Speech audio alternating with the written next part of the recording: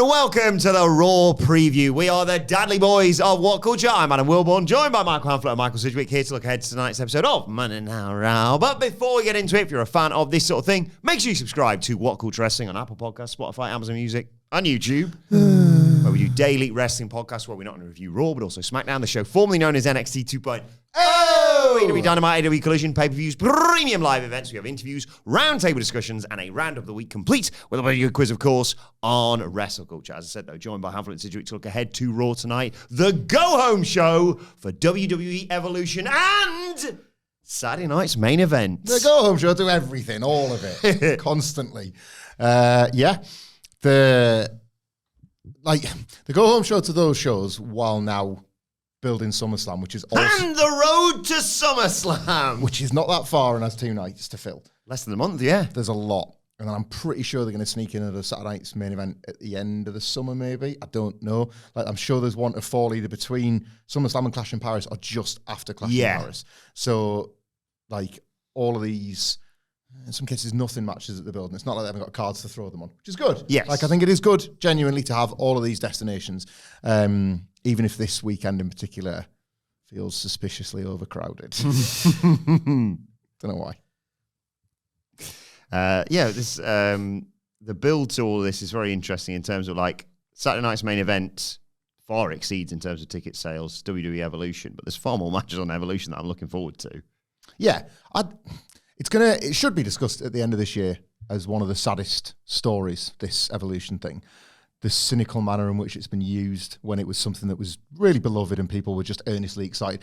Bear in mind, people were campaigning for an Evolution sequel back when WWE was just universally terrible. It was like, well, that was the one good thing in an awful time. Can we have another one? 2018? Yeah. 2018. It was like, go into 2019, 2020, 2021 and beyond. Just like, this is still all awful. Can we have that because it's probably going to be good? It's going to sort of outperform everything else. It's this, like, there was a sort of ECW one night stand quality to it where it almost felt like lifted away from the people that ruined everything else about WWE and just made it good for a night. And now for it to come around where, you know, this is not a debate around competence or whether WWE is good or bad, but just around a time where you would have imagined the promotion to be able to handle the show and do a good job of booking it. It has instead like been introduced as like more cynical counter program, which is normally very funny, but in this case has ultimately let down the division and let down some of the wrestlers. Because I agree with you, it is a card that I'm more looking forward to. I have reason to get more excited about the stuff on this than Saturday night's main event. And the main event of Saturday night's main events, I want to look at it. I'm going to look at it. I want to look at the one match. thing I'm going to look at. Yeah, I do want to look at it. But yeah, as a card, Evolution's got way more to get excited and hyped for. But it has, I just think it's struggled under the weight of how second-rate it all feels about how Morgan's injury didn't help. It didn't help, and the card that will sort of, I guess, semi-preview because so much of it is going to factor into this Raw and the TV, like, it's appealing, but it's been hard to escape, and then you talk about how it's not done particularly well. The fact it's been rushed in, like it's clashing with Beyonce in the town. There are a load of reasons. I didn't realise it had moved weekends either. Well, and we know why that. You know what I mean? There's so many things working against it because it doesn't exist for itself. It exists for another reason, doesn't it? And that's what's like put a bit of a cloud over it, I think. Yeah, like if you're someone who leans toward, there's 2 companies, everyone knows.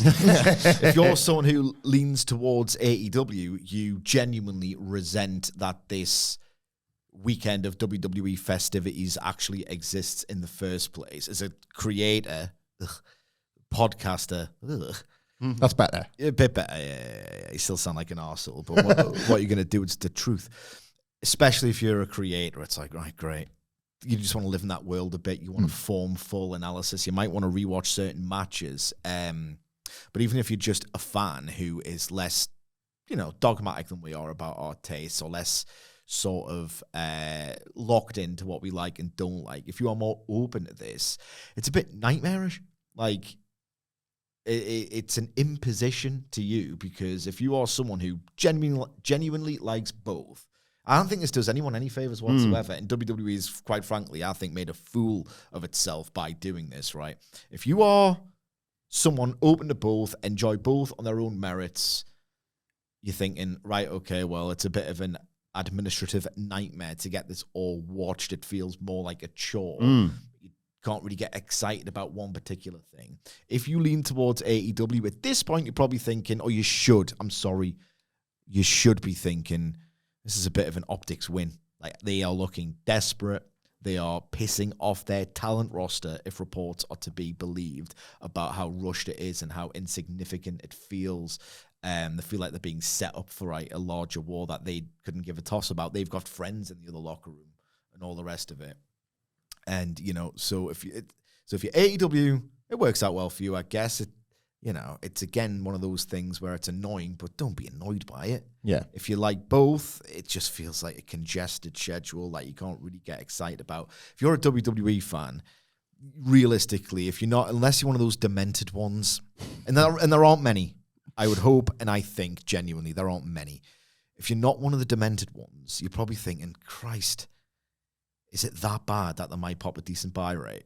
Yeah. Is it that bad? Do we have to have like a really tainted Evolution to Saturday night's main event, a Great American Bash, or what is it? Great American Bash. Great American Bash, yeah. Like, just to try and put them in their place. It's at the expense of some decent stories. It's at the expense of things feeling hot and elegant and slow burn, as was the theme of 2023 and 2024. It's just TKO being ruthless and greedy and stupid, and it's having a detrimental effect on things.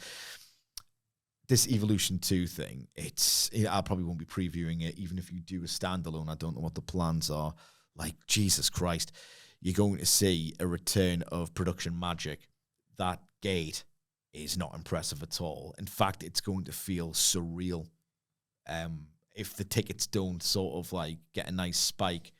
It'd be nice genuinely for the women's roster if they did, because it's going to feel like really noticeable when for a typical SmackDown taping even, you can get 11, 12, 13, 14,000 in there, and it looks like the enormous big time, and the great times haven't left after all. Look at how vibrant and packed everything is. It's going to be very, very noticeable. It's the least they deserve for being complete arseholes. But again, if you're an AEW fan, just no sell it. Oh, no God, sell it. You know what you're excited about this weekend. Yeah, Yeah. absolutely. So again, if you're someone who... Speaking about being excited this weekend, you might well get to preview it because you know Wilbourn's going to be out of Dodge by like Thursday or Friday, whatever it is. Stag. Got 4 days stag do this week. So get yourself hyped for Friday. Where are you going? Newcastle. Whoa! The bright lights in the big city. So what's the nights? Thursday, Friday, Saturday, Friday, Sunday? Saturday, Sunday, yeah. What if you can have an easy one on the Thursday, pop it on the Drop Friday? me off on the Friday. Do your job. Okay. I tell you what, no, that's right. That's unfair because he's got a drink with his mates and stuff. Pop in, you can be part of the all-in preview, then you just get yourself away again. Busy, real busy. By the way, I've just seen the tagline for Saturday night's main event. Do you want to actually... Yeah. I didn't know I had a tagline. Yeah. So... It's crap. It's crap. I'm literally looking at it right now. I don't like it. See if you can work this, even game this one out together. Right, so it'll be premised on Gunther Goldberg. Your last. Sorry. The premised on Goldberg thing, yeah, I was bingoing there. So your last. No, dear, that's wrong. The last time. No, dear, that's wrong. He's both better, by the way. Both. Yeah. Much better. One more time, sweetness. No, dear, that's wrong.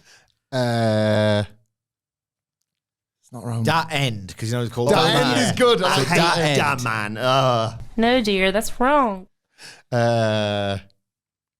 Is it? It's quite the promise, isn't it, Nicholas? It's never going to be fulfilled. Yeah. Oh God! Like the end of the world. Ooh. No. No, dear, that's wrong. Right, there's a colon in between this. Hey, head. Now it's personal. No, dear, that's Isn't it? He wrong. likes to say that. Everyone knows that. It's a promise that can't be delivered upon. Yes. He's got form with this, his old Bill. Well, what? Just, What's he known for? I was going to say, just think about what he's... The streak. What does he do? No, dear, that's wrong. What's his Spear. bill? Fear, jackhammer. Okay. Fear. Yeah. Fear the spear. No, dear, that's They're never wrong. going to get it, are they? You're not No, going to 'cause get it, it's to be fair, because it is terrible. dumb. It's because it's really bad. Do you want it? Yeah. Saturday night's main event. No one's spared. Everyone's speared. He's lost it. The Fed's lost it. so poor, I don't know, Randy Orton showing up. That is our Goldberg character. Just you know when they do those entrances at the start of the night, you just hey, so this so it goes boom, Goldberg comes and takes about one after another. Good to see the celebrities in town. For saying, whoa! Got to keep those promises. Looking ahead to tonight's show, though, there's presumably more stuff to be added to Evolution that I will very excitedly get into in due course. But we got confirmed, I believe, over the weekend, that triple threat. We're getting a promo from Becky Lynch tonight, the Women's IC champion. Becky, Lyra, Bayley, of course. People saying this match should main event Evolution. Thoughts?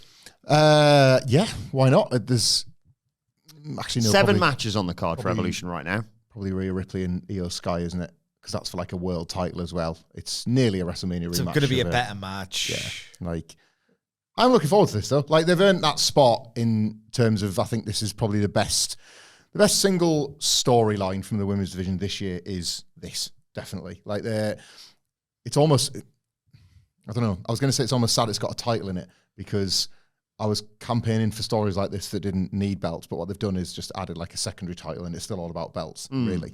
But this story could have been told without a title in it. It's about how Becky Lynch has, again, tweaked what her character means and what it is to be the man and what it is to be the biggest star to basically be the fictionalized version of Charlotte Flair whilst quietly and obscuring how much she's elevating somebody. Bayley's doing her end of it as the sort of, it's like the former work rate ring general type figure that she used to be.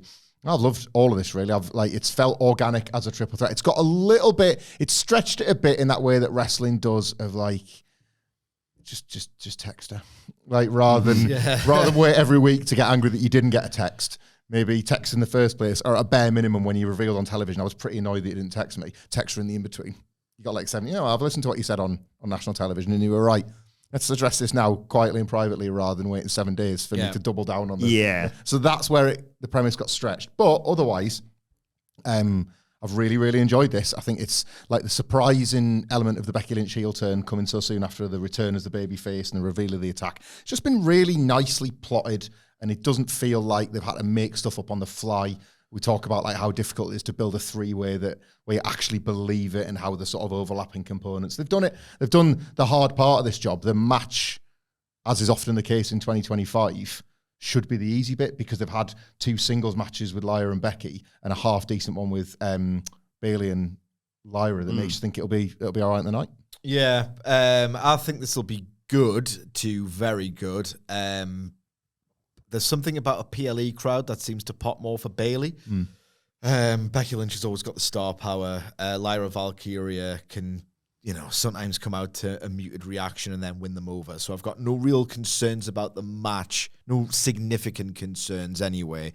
An insignificant concern, and I think this is where maybe it was just one really bad week where it was written through the lens of a very obviously male creative writer when they were doing the bickering.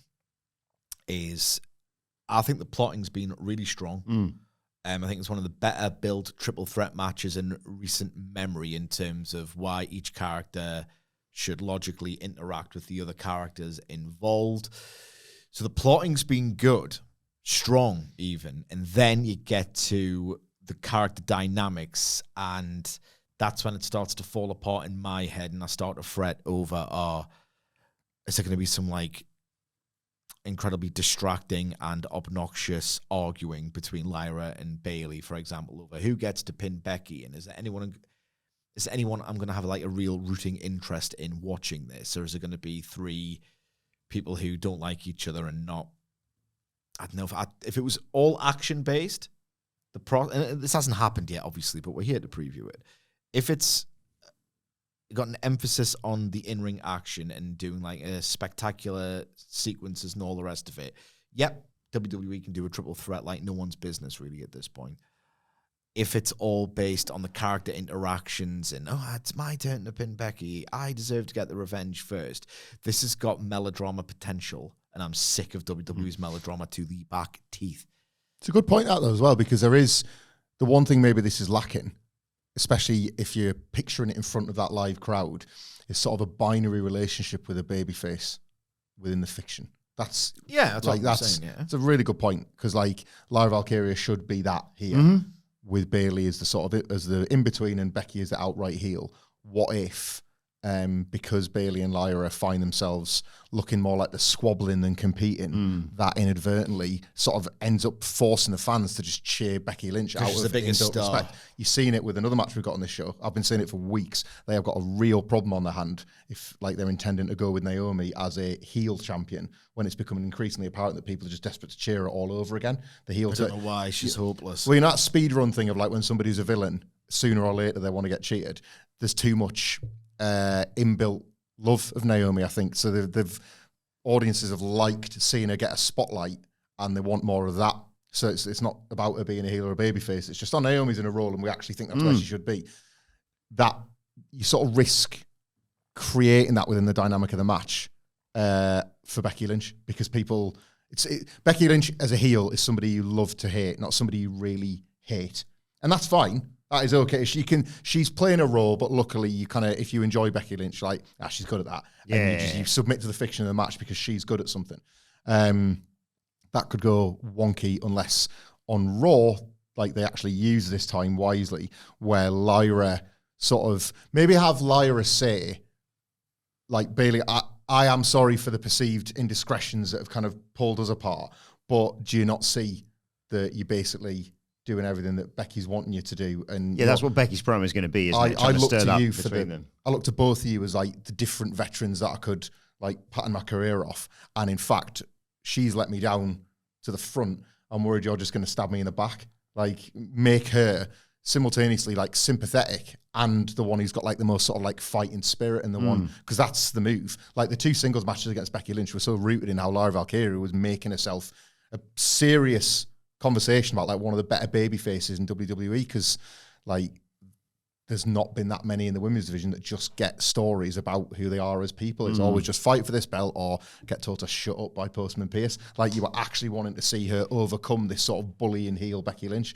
That could get lost here unless they drill into that a bit more tonight.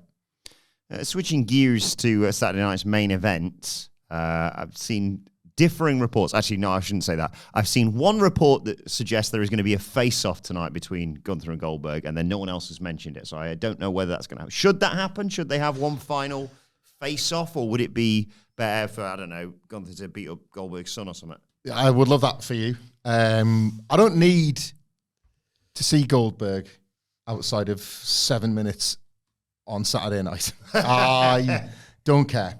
And I don't think he's covered himself in glory in this incredibly short return for this incredibly short burst match with a story that actually makes a bit of sense, and with a world champion in Gunther who has done a hell of a job of selling the idea and the premise of it. Goldberg is comfortably the weakest element of Goldberg's retirement match by like such a margin that the single face-off they did have, unfortunately for Goldberg, involves him having to walk to the ring. And all that exposes about what could go wrong about this match is the last thing I want to see now. Last week was perfect go-home fodder because The Brock match, the first one, it was the intrigue of like, what's he going to look like when he gets down there? And There then is you no were intrigue. pleasantly surprised, obviously. there is no intrigue. You know, I said it the first, he's like jacked up Terry Funk the way he's walking out there, you know? Like, this can only be an over-delivery on the night. Yeah. Let's just save it for the night. It has to be. Like, especially like if you look at how chopped together the Michael Cole sit down was. If that's what they're doing in a pre-record and then still having to have Michael Cole being like, you know what else Goldberg said that we just conveniently didn't get on tape? Words out probably. Why would you want to throw them back out there live? Actually, you're right. I want another sit-down interview with Bill Goldberg. It's fun, that one. Funny. Yeah. I mean, I don't know if all necessarily care. Like, it's all just a trifle weird, all of this. He doesn't seem to be that arsed about his own retirement run. It's just a little speed run. Oh, we need something for Saturday night's main event. It's in Atlanta. Bill, do you want however many six figures? Yeah, sure. Could you imagine now if they were trying to lean on this for SummerSlam? They wouldn't have sold it, would they? Doesn't feel like it would have been believable for like a 2-night everyone's stadium already- event as opposed to an Atlanta TV special. We were talking all last week about like, so we're doing CM Punk Gunther for the world title at SummerSlam. We've already looked way past it. It's not a surprise. I mean, Goldberg, he did it too often during the twilight days of the Vince era. Looked almost worse every single time, even when he was. I forgot some of them. Yeah.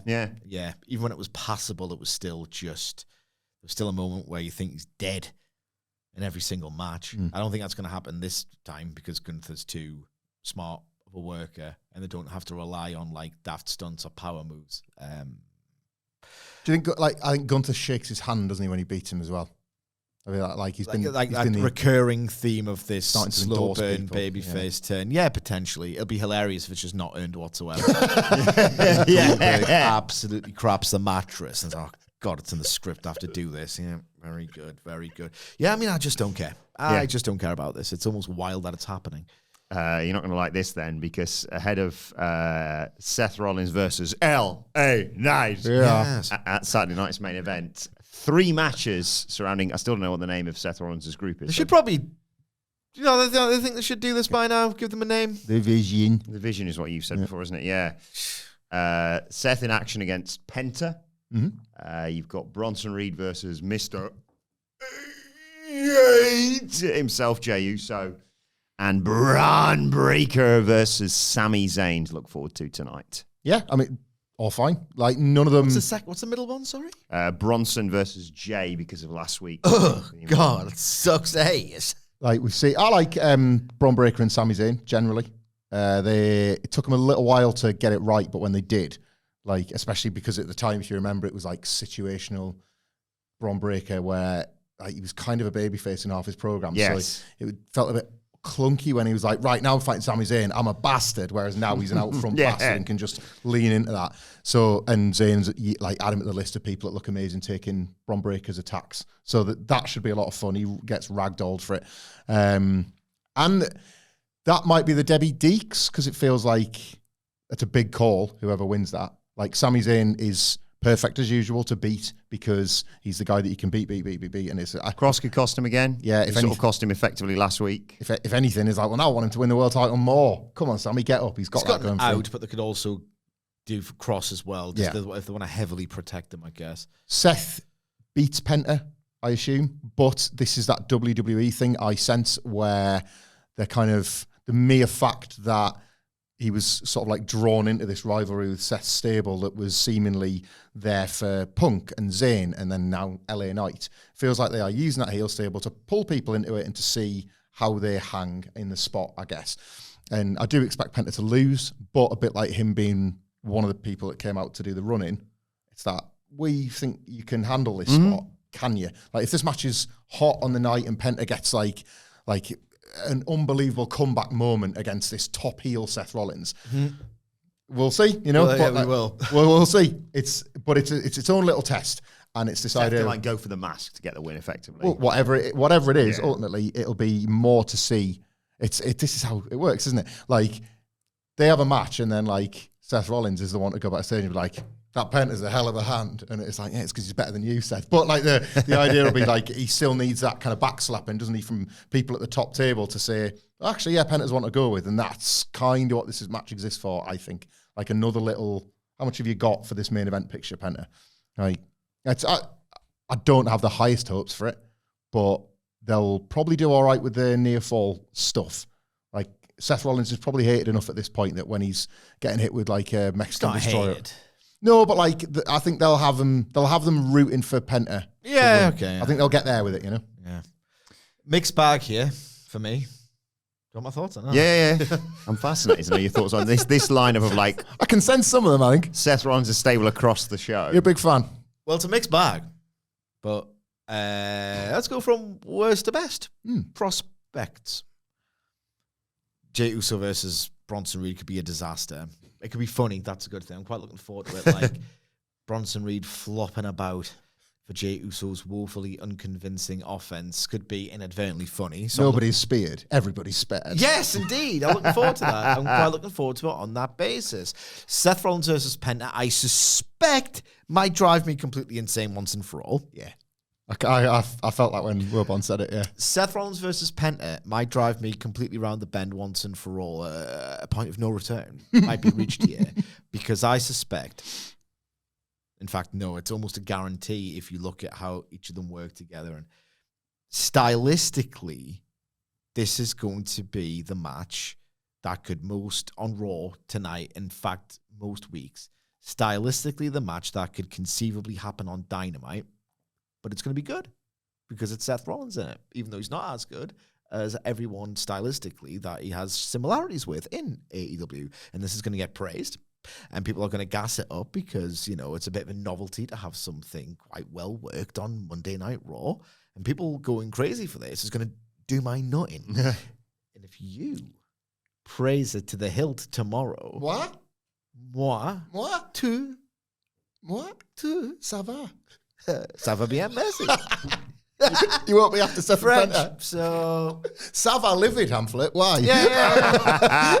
If you dare really praise this, when stylistically it'll actually be below par the best AEW matches, I'll kill you. In defense of it, in defense of it, in There's a advance, hook for the Raw review. at least this time, when Penta like works the arm for ages, breaks the arm, and then the wrestler just shakes it off. Seth Rollins does that in every match. So it's like a psychotic. that's a Good Seth law. Ro- Good law. That's a Seth Rollins formula, Good if law. anything. No, you know that thing you've been that body part. Yeah, just abandon that now. Do a Phoenix splash, asshole. Asshole. That's a Seth trait. So Seth trait. I will say I'm completely with Hamflett on the Bron Breakker Sami Zayn match. Like, if it reaches its ceiling, and I'm going to be quite locked in because the result could go either way. It could be incredibly underwhelming, of course. It is the Fed. But the dynamic is really strong. This is a match that would have to work hard to fail when you've got injured, indefatigable Sami Zayn, who's just so naturally sympathetic and everyone just loves him, against a guy who could be less of an actual shoot hound for me these days in Bron Breakker. That's not great, but he's a killer. He's feeling it. He's been rewarded with a push. You can sense that. He's grabbing a brass ring in his performance level. So this has got a lot to live up to in my head. As for who wins or loses, I don't care about any of these results. If anything, if they all just binned off every single member of the Vision, I just realised that hasn't really worked this, has it? Let's do something else on the back half of the year. I'd be overjoyed. Really, I would. I won't be that happy, but you know, I'd still be quite happy. I really like Seth Stable. Jay's going to beat Bronson. What? yeah, probably. Why? I've loved it from conception. You are on a the- Brin Breaker. You are a Bron Breaker guy. Yeah. So I don't believe that you're lying to me. I think, yeah, and I can see where it's going, and you know the investment they've put in it, obviously with like the It's not a inevitable, map, it's a story. the inevitable It's not money a in the route. bank. I like the route in the map more than what I'm watching. I like more what it provides. Everything's got a route. It provides. It doesn't feel that way sometimes though. Wrestling doesn't always make you feel that way. Like from the very beginning, it's felt like this. What this offers to you is worth it. Like Or to Bron being made, essentially. Bron being made, like this, they've kind of chased that 2023 Judgment Day as the primary Tree. heels. Yeah, Primary tree. Yeah, it's not quite the tree. Like Judgment Day weren't the tree, but there was certainly there was like a raw seedling that happened with them while Bloodline was the actual tree. But God, it was a forest back then. But like now, like with the absence of many trees, that's one of the closest things, and you can see that from quite early on. And Seth being a part of it is key to that because he's always going to be this, much to your chagrin, he's going to be this focused upon guy. And there's a certain, if it was somebody lower down the pecking order than him, there'd be this sense of, they could just lose interest in this. But with Seth, you kind of think, and Paul Heyman's a little bastard and he's not going to allow his creative to go completely like down the tubes after Curtis Axelgate and Cesaro Gate and all the other gates of his He's misspent more years. powerful now, isn't he? Yeah. Jay to beat Bron. Seth to beat Penta. Bron to beat Sami. But they've given Sami an out.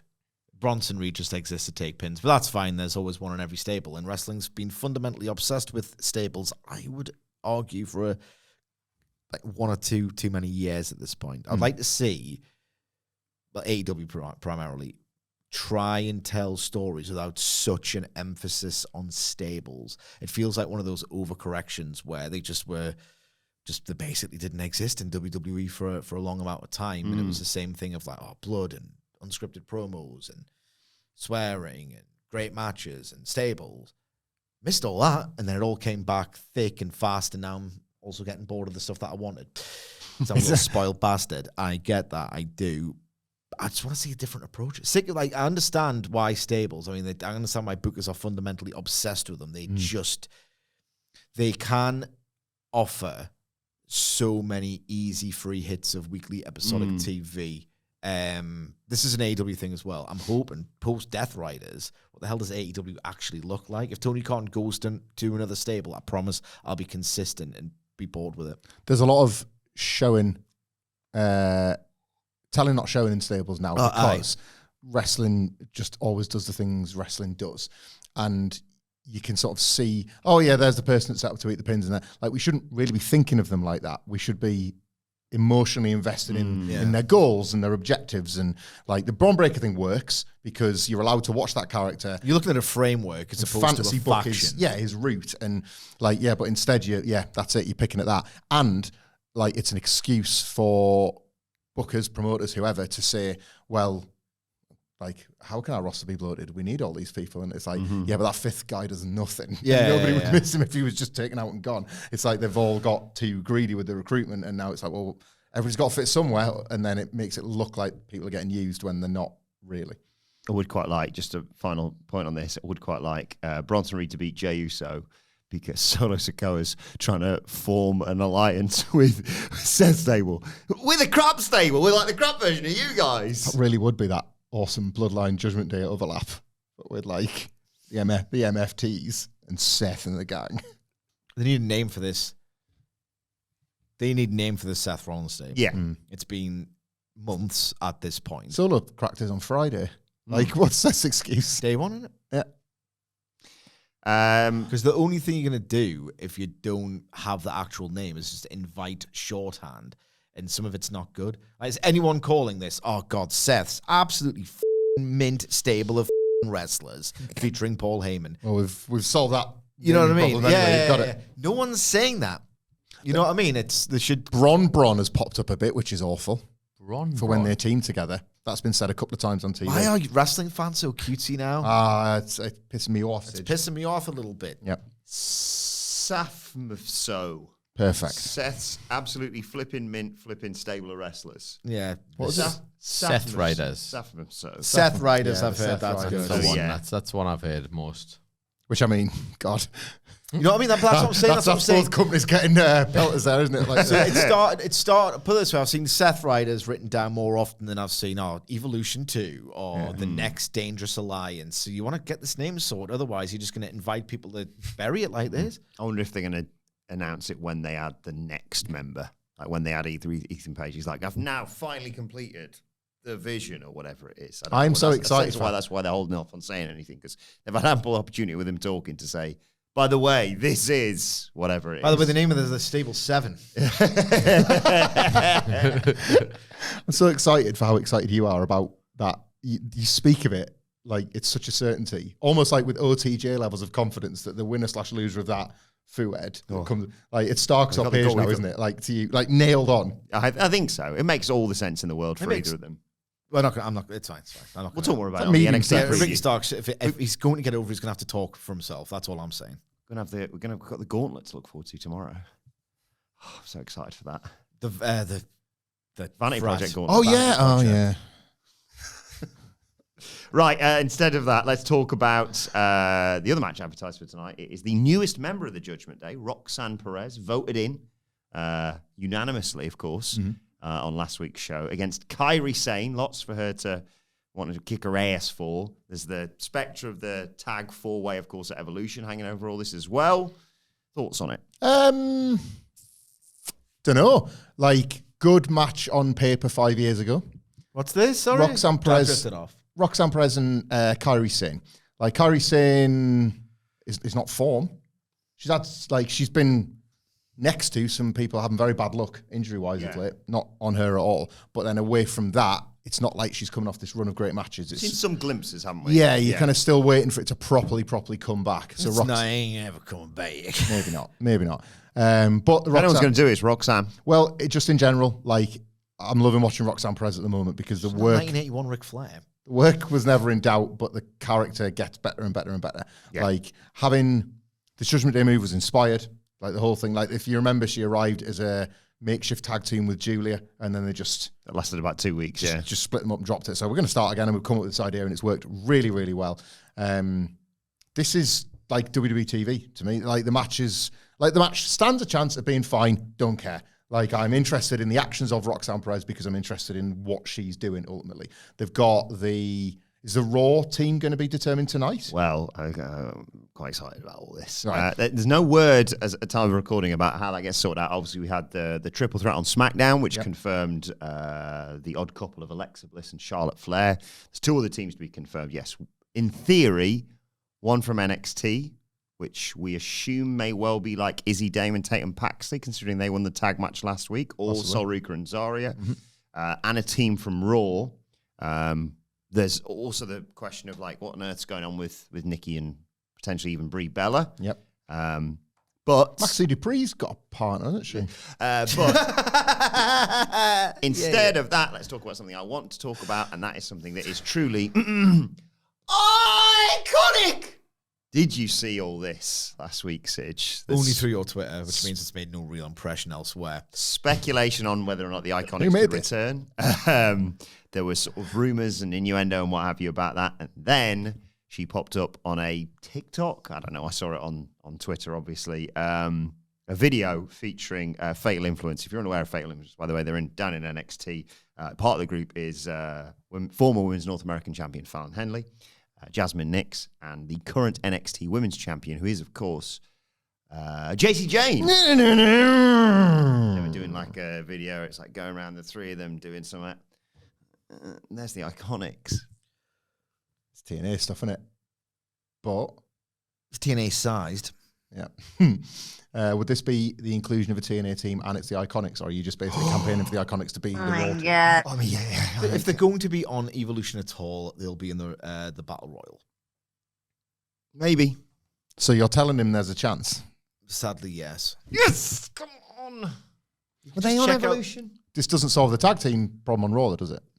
No. Need a team. Yeah, they were in the, they were first 2 people eliminated in the Yeah. Battle They Royal. were mouthing off to everybody, weren't they? And they just ganged up on them and chucked them out. Ridiculous, that.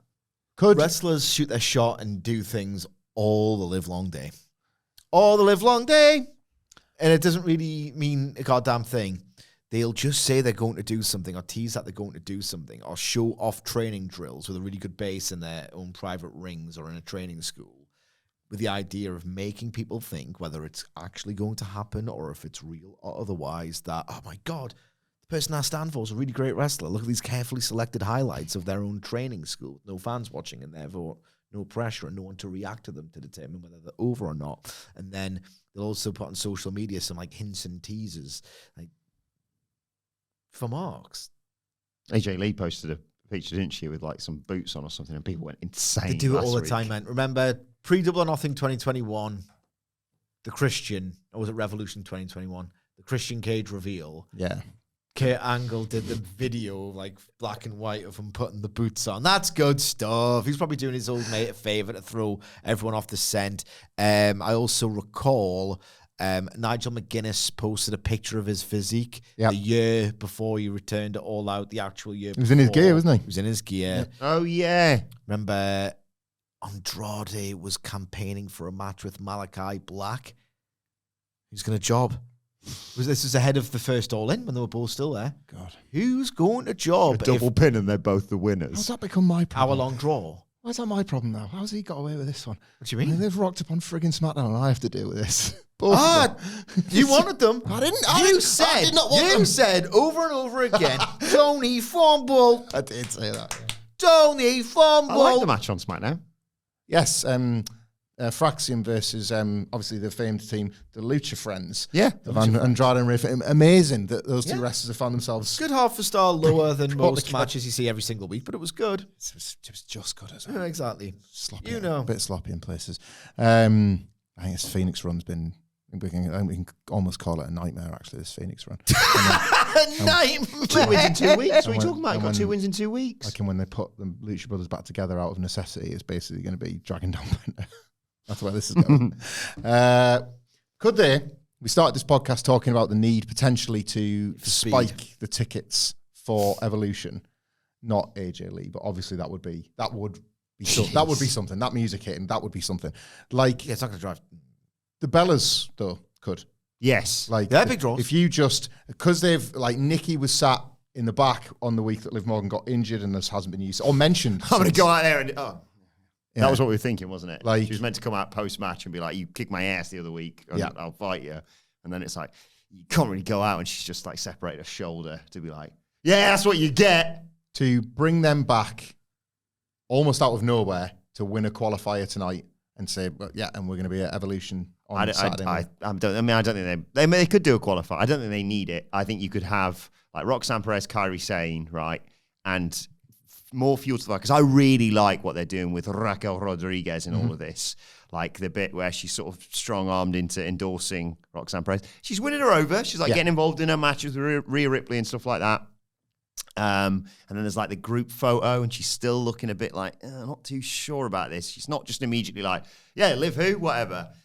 What if tonight Roxanne's like, I want you at ringside for my match? And she's like, I can't really only do that for Liv. And they're like, well, this is the person who kind of took Liv out effectively. So she's there. Oh, that's a good, She helps her beat Kairi Sane, and then she's like, hey, Raquel, you want it? I'll kick her ass. Beat her up a little kick her ass a bit with me. Go on then, Roxanne. Gets in there, and then you have the Bella's made the same.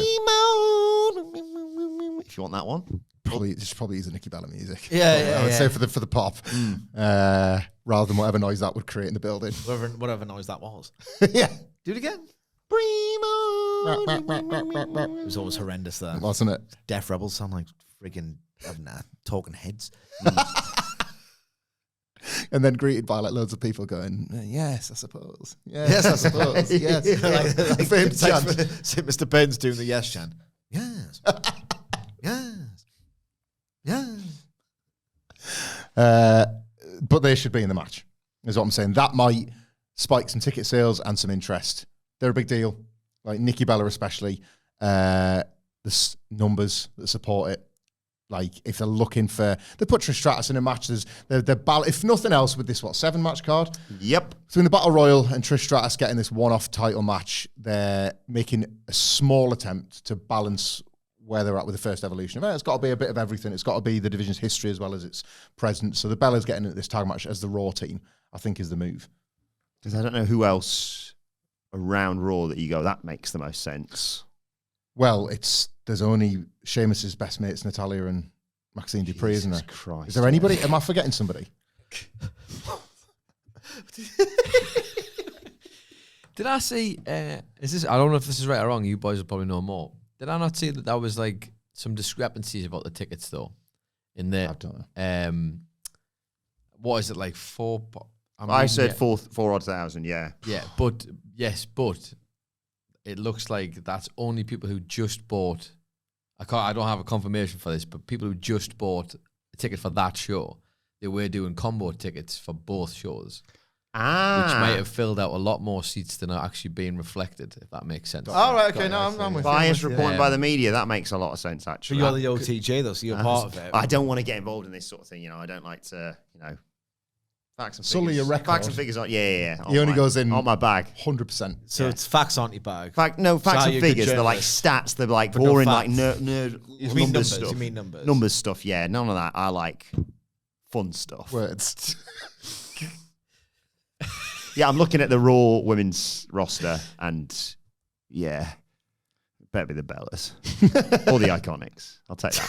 Jesus Christ! Or you could do Asuka and Kairi. Even How would you feel? Let's test your loyalties here. How would you feel if tomorrow night the Iconics take the NXT spot from some of your? Come true. Right. Okay. That's. I've got no. I like Izzy, Damon, Tatum, Paxley, and Sol Ruka and Zarya, but who if they get shoved out of the way for the Iconics? Are you kidding me? Fair enough. Yeah. The greatest women's tag team champions of all time, waving the flag for NXT / It started off TNA. poorly, those women's tag titles, and then suddenly, business picked up at WrestleMania 35. So.